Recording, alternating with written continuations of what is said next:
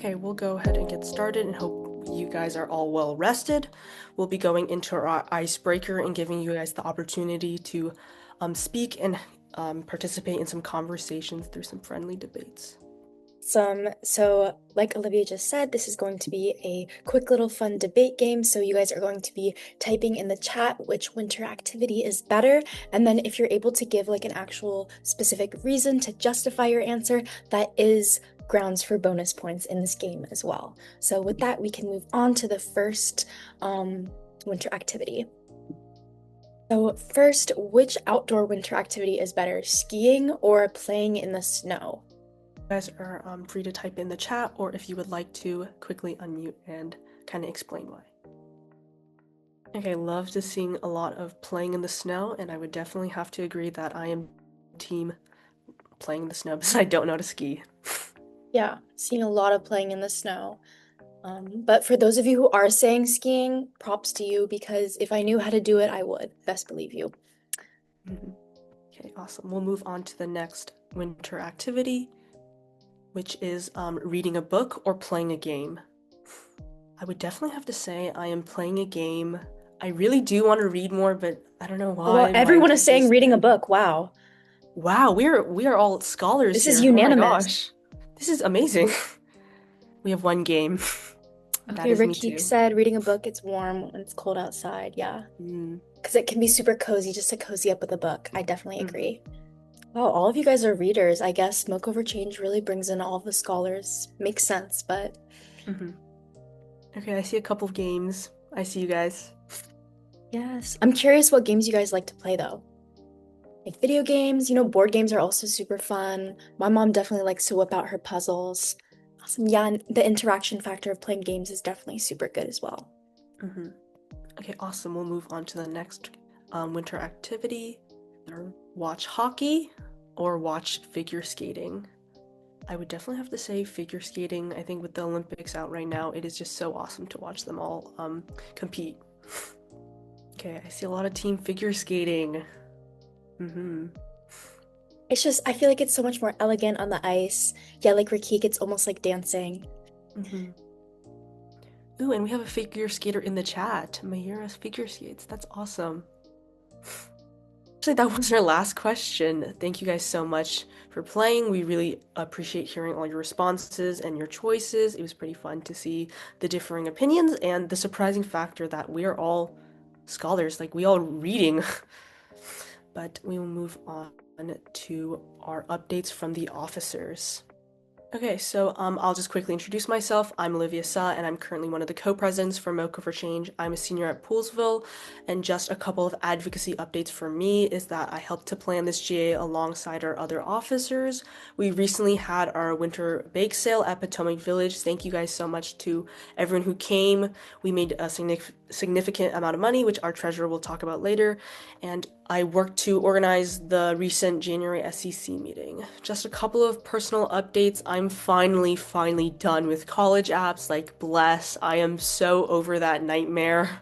And with this long weekend we've been having with all the canceling of school, I've been binging a lot of Abbott Elementary. Like, it is seriously so good, guys. I think everyone needs to watch that. It is one of the funniest shows I've ever seen.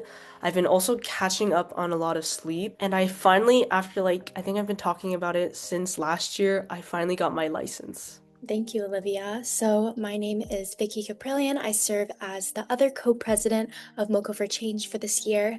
So, just some advocacy things. I was working with all the officers as well as our field org department to plan this GA. I also participated in our bake sale at the Potomac Village, which was super exciting to be a part of. I have been prioritizing frequent communications with the different MoCo for Change department directors just to ensure that all of our departments can be on the same page with our activities. And I have been planning statewide mental health initiatives through MASC, which, if you aren't sure of that acronym, it is the Maryland Association of Student Councils. And then for some personal things, I also, likewise to Olivia, am done with college applications, so that is incredibly exciting as well. I am currently fostering a dog, so if any of you are interested in potentially adopting a Chihuahua, just email MoCo for Change.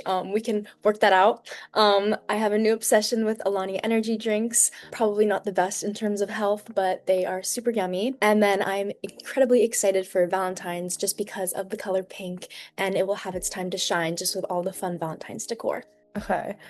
So just going over like advocacy, I am working with the comms department usually to finalize and just make sure we get out graphics, and any comms related content. I did go to the MoCo for Change bake sale, like Olivia and Vicky and Sanaya and Eunice. I came for the morning.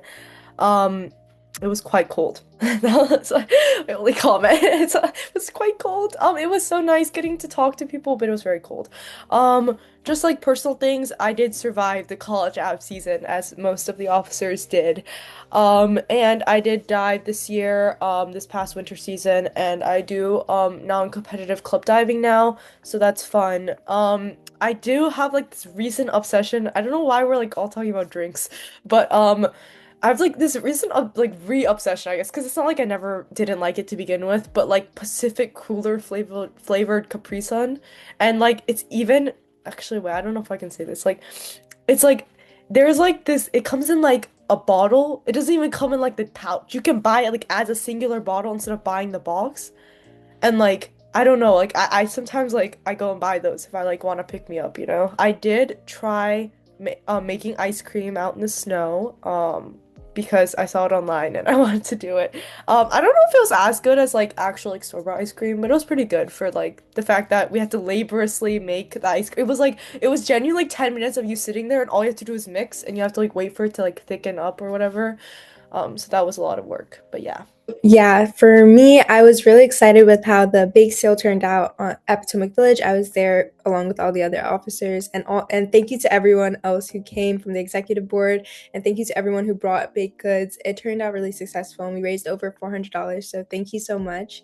And then on top of that, I've been planning other fundraisers slash grant applications.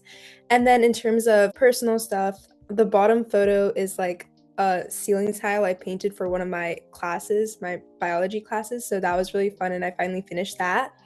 And then recently, I've just been trying to get off of caffeine and everything like that, and just actually get sleep now that the semester's over and I'm done with college apps.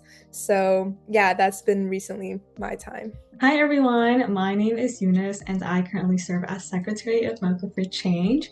So for some advocacy updates, like all of the other officers said, I did attend the MoCo for Change bake sale at Potomac, and I have been involved with the Civic Engagement Committee, which is a part of the Maryland Association of Student Councils. So I've been getting to know a little bit more students from across the state of Maryland, which is very exciting. Some personal updates: mock trial season is almost over, so I am done with my 2 trials, but our defense side still has one more trial to go. I started watching the show called The Chosen. I have been working with my church to plan some events for our youth. I have been getting out of my reading slump. I've been reading this book called The Tragedy Paper. It's like very, very good. And like Kim said, we're all talking about drinks, but I've been drinking a little bit too much matcha lately. It's really good, guys. It's really good. Just please. Okay, awesome. Now you've heard the updates from us. Now we would like to quickly introduce our policy department so we can talk about MoCo for Change's 2026 policy planks. Okay, you can scan the policy. Thank you. I'm here, and I've Joanna also Smuko, and added I'm a the policy link in the deputy. chat. Okay, so I'm a policy deputy, and here are our policy planks. I'm gonna start with L and also do A, and my fellow policy deputy would do Scarlett. She'll do E and D. Okay, so starting with L, the acronym is LEAD, and L means leadership, and basically that we believe that strong, accountable leadership in schools ensures that student needs, voices, and experiences directly shape policy and practice. So the first part of that of leadership was advocacy. So we're advocating for stronger school and community partnerships to expand mentorship, and just we're trying to make sure that students in Montgomery County can advocate for what they want and just things they like, problems they've noticed in our county and stuff. The second part of that of leadership is testify, and it's just talking about us testifying for opportunities and leaders and safety, discipline, resource data through accessible public reporting, and we're just testifying about everything concerning students and supporting groups like the LGBTQ plus and all of that. So the third part of leadership is student voice, and we just support including student representatives on school level decision-making bodies such as school improvement teams, and making sure students really have a voice in how our education is shaped, and how we make sure we have a voice in that decision-making process. Thank you. Scarlett will lead you with E. So our second letter is E, which stands for equity, and equity is where we believe that every student deserves safety, dignity, and opportunity, regardless of race, gender identity, or immigration status. We support strong protections for immigrant students and families, including keeping schools safe from ICE involvement and ensuring access to education, regardless of documentation status. We advocate for racial equity through equal educational opportunities, inclusive curriculum, and school environments that uplift students of all backgrounds. We also support gender equality through anti-discrimination protections and equal treatment in schools and workplaces. We believe that equity is not optional, it's essential to a just education system. Now I'll pass it off to Joannis. The third letter in our acronym LEAD is awareness. So awareness, and it's specifically regarding gun violence, mental health awareness, and substance use prevention legislation. So the first part, gun violence, we talk about how we support legislation focused on reducing gun violence in our schools and communities, and making sure that there's less victims in Montgomery County to gun violence and all of that. The second part of awareness is mental health awareness, which, so we're talking about supporting legislation that raises awareness for mental health issues in schools, and creating different programs and like mechanisms to help people get get through their mental health problems. The third part of awareness is substance abuse. So we support legislation regarding mandatory education about substance abuse, and we support legislation providing Narcan and other life-saving drugs in schools and communities. Thank you. Pass it off to Scarlett with democracy, the last one. So finally, our last letter is D, which means democracy, and this means empowering young people to participate fully in civic life. We support lowering the voting age to 16 and expanding civic education so that students understand how democracy works and how to engage in it. We also advocate for student inclusion in government decision-making, increased visibility of civic opportunities, and reduced barriers to civic expression. This includes allowing for peaceful protests, walkouts, and public advocacy overall. We believe democracy is strongest when young voices are not just heard, but they're really valued. Okay, awesome. Thank you so much, Policy. Could we please give them a round of applause for all the hard work they put into our policy planks and for their presentation. And if you want to read more in depth, please scan the QR code or check out the link in the chat. Awesome. With that, we have a Youth Creating Change presentation featuring Stephanie. So with that, I will pass it off and she will talk a little bit more about YCC. Okay, so hey guys.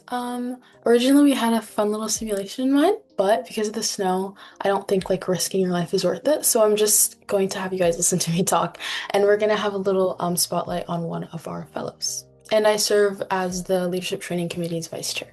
Okay, so first, what is the Youth Creating Change Fellowship? So it's actually an incubator for youth-led initiatives. We have our cohort of about 30 fellows who have the option to do whatever community impact project or whatever passion they have and kind of just carry it out. You can do a nonprofit, you can start a nonprofit, you could start a club, you can start an organization. It doesn't have to be anything big, but the entire point is allowing you to have resources to create change in your community and really show what you're passionate about. So Youth Creating Change was actually founded off of KUA, which is Communities United Against Hate, and that was founded by Lynn Harris. She's a former Board of Education member. You guys may know her, and it basically provides mentorship, trainings. I actually was a previous fellow about 2 or 3 years ago, and I had the opportunity of being mentored under Laura Stewart. She's a current Montgomery County Board of Education member, and so it's really just a space to share what you're passionate about. There are workshop advocacy ideas, and it also provides funding for student-led projects. As many of our guest speakers said, Omari Barnes, he said to focus on your passion. So this would be a great way to kind of show your passion in your community and also to connect you to others. As you guys can see, there's a photo of us at our social change conference where we had the pleasure of meeting the superintendent and the mayor of Rockville. Youth Creating Change gives you opportunities to network, as Omari said as well. It gives you many opportunities to meet important people in our community that can help you make that change. Many educational equity fellows 2 years ago had the opportunity of being a panelist, and that panelist was moderated by the mayor of Rockville. And I actually had the opportunity to speak to her. I asked her for help. And again, it really provides a lot of opportunities to meet important people in our community, such as Lynn Harris. And again, as everybody has been emphasizing tonight, it's important to apply to things and demonstrate your passion because that's how you get places. So I really encourage you guys to apply to the fellowship. A really big important thing that a lot of fellows emphasize is the stipend and grant that we offer. You immediately get you at first you get a $150 stipend, and then at the end of the fellowship you get $300, and that's really just to support your expenses traveling, or it can go towards your project, and so that is a huge help. And then we do offer up to $2,000 in grants to assist you with your project. And so, of course, how this connects to MoCo for Change is that we know that MoCo for Change focuses on action, not just awareness, and YCC teaches community leaders how to take an idea and build something real for it. The simulation that I had in plan was for you guys to kind of choose to be a nonprofit, an organization, or just a club and kind of learn how to face challenges. So if you're organizing maybe an event like a town hall and when your speakers don't show up, you would have to make sure that you have the right budget to deal with any of those challenges that you may face. YCC isn't about perfection. We emphasize adapting and accepting when things don't go as planned and how to navigate that. And YCC projects, of course, are rooted in real community needs. And so without further ado, we're going to spotlight one of our fellows, which is Sid, and he's going to explain to you his project, how it's going, the trainings that he's experienced, and how that mentorship is going. And then we'll continue with our General Assembly. Okay, thank you so much. So, hi, I'm Sid. I'm one of the fellows for YCC, and my kind of project was EcoMoCo. So, as you guys may know, EcoMoCo is a pre-existing nonprofit organization. But what I really wanted to do in my fellowship was kind of hone in on one of our pillars, which was advocacy. So something I really wanted to do was expand our advocacy efforts, network with way more legislators, and I think that the YCC program was a perfect place for me to kind of accomplish that. So like one of the best things is the people you meet. So something I want to preface is YCC has a really strong network of legislators, leaders, community advocates, such as Lynn Harris, who I actually had the experience to talk to. And we had a lot of discussion where she connected me with a lot of other like legislators, people who are running for office. And there I kind of got to connect them to EcoMoCo, which kind of aided me in accomplishing my goal of strengthening our advocacy pillar. Alongside that, within YCC, we have really strong, I mean, they have really strong like teachers and mentors. So these mentors are going to be helping you every step of the way. They kind of help you create those like short form goals to reach your long term goal. And that was a really amazing experience. And yeah. And the applications do open late 2026. But again, it's just another stepping stone towards your advocacy journey. You can even come in if you want to do something for MoCo for Change. Maybe you want to, have a big festival. You can do that through YCC and you can get additional aid. All right, thank you so much, Stephanie. If we could quickly give her a round of applause, that'd be amazing. And we'll share out the information regarding YCC in our follow-up email for the GA. Awesome. So with that, I will pass it actually back off to Sid for a super short but super exciting 5-minute activity, which will be... So we're going to be doing something called presentation frenzy. So I know we've been listening a lot, so I kind of wanted you guys to have the experience to talk. So basically how this is going to work is you're going to be put into a random breakout room, and then just on your desk or wherever you're sitting, pick up the first thing you see, right? So the first thing I see is this marker. And what you're going to do is you're going to take turns in your group and you're just going to be presenting it like it's the best item in the world. You're going to try selling it to the other people in the room. So have you guys seen the trends like sell me that pen? Well, you're going to be selling them this item. So that's kind of the point of the game, and you're just trying to work on your like speaking skills. Don't use filler words and just try your best and have fun with it. Okay, I will open breakout rooms right now. Please let me know if you can't access them or see them, and we'll be happy to move you guys into your breakout rooms. But they should be open, so please join, and this will be a 5-minute activity. So thank you guys so much for playing, and with that, we are going to move into just the overall wrap up of our GA. So I'll just give like a quick recap on the bake sale. Again, as I noted, it was quite cold. So we do appreciate everyone who came out and helped. I know that our stellar selling item was the Oreo cookies that was baked by Olivia. So round of applause for that. Other than that, I know that you raised over $400. So that was pretty successful considering that it was literally like single digit weather. I'm pretty sure it was quite cold. And I feel like everyone who was there obviously was freezing their toes off. So it's like, but yes, I would say overall pretty successful. I know that last year when we did this in the spring, I'm pretty sure it was much warmer, and that was when we were able to raise like over $1,000. Like we were able to raise a lot of money from that fundraiser. So I know that knowing that we were even able to do this much in the cold winter weather, we look forward to doing another hopefully very successful one in the spring season. So now, just to welcome our new midterm members, there's Michelle Lopez, Ivan Judgkov, I don't want to mispronounce anyone's name, Christina, Cheryl, Ashley, Asian, Anushka, and Eden. So thank you so much for applying to MC4C during the midterm application cycle, and welcome to MC4C. For some quick upcoming advocacy events on February 21st, we have 3 weeks. So put that on your calendars. There's the MCR Save a Student Summit from 9 to 1 p.m. at Gaithersburg High School. On February 11th, we also have the SMOB nominating convention at Watkins Mill High School. And on February 23rd, we have the Spring Facilities and Boundaries hearing. So just make sure that you guys are signing up for these events. These events are very, very fun. And hopefully you guys can make some new friends from across the county. So thank you guys so much for attending. Here is our attendance for our members. And if you are not a current member of MoCo for Change, please feel free to scan it so you can stay up to date with all MoCo for Change things. Thank you everyone for attending. We really appreciate it. You guys are good to go. We really appreciate all of you for taking time out of your cold, snowy winter day just to be able to engage with our amazing panelists as well as the organization MoCo for Change as a whole. So we really appreciate all of your time.